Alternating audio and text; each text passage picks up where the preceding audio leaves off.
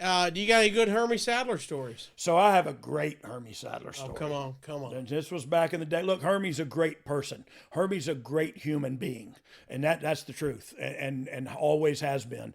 I had a run-in with Hermie one time, and it was totally my fault, and I was under the influence and being an a-hole, and I said things I regretted and I didn't mean, and I had to apologize to him and make it right again. We've never been better than we are right now. But so Hermie Sadler, during this period of time, he was also doing, he's doing these shows, but he's also doing autograph sessions and kind of just feeling his way out in this wrestling stuff and where he could make some money. So he flew me to, I guess it was Richmond. It's Richmond, where I think it was Richmond anyway, where the racetrack is. And so we were going to the races because I was going to sign autographs in the infield, and something else was another show the next day or whatever. So he flew me in.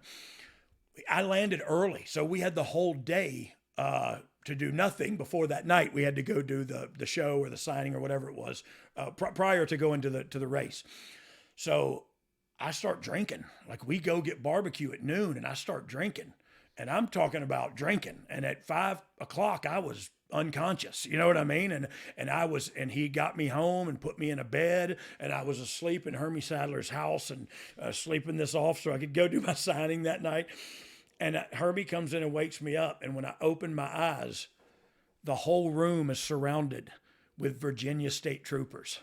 What? And I mean, there's 8 or 10 Virginia State Troopers in the room with me as I'm asleep in bed, and I open my eyes to see that. Now, needless to say, I'm hungover. I was drunk. I woke. I have no idea where I'm at now because I'd never been to his house before. Now I wake up in his house, and there's cops everywhere.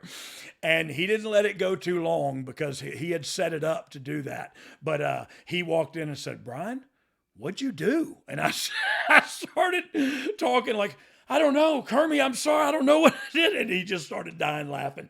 And it was for about a minute.